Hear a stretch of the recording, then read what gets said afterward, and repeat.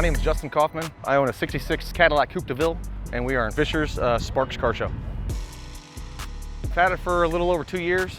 I traded a 66 Chevy Suburban for it, changed a bunch of stuff on it, interior wheels, wiring, just a lot of things, just to make it mine.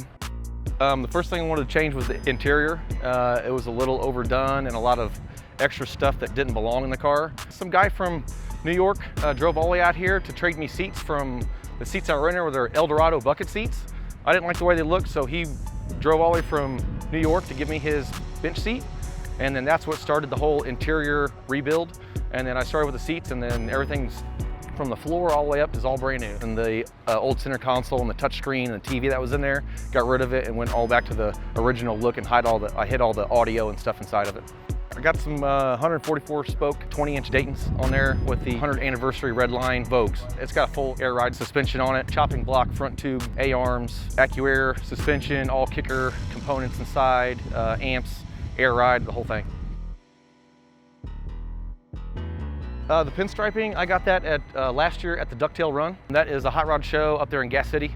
Big, huge show during James Dean Fest. And had a guy, he was pinstriping hundreds of cars, and he got me the very last car of the day and only charged me 20 bucks to do it. And I was willing to give him way more than that, but he loved the car so much, all he wanted was 20 bucks.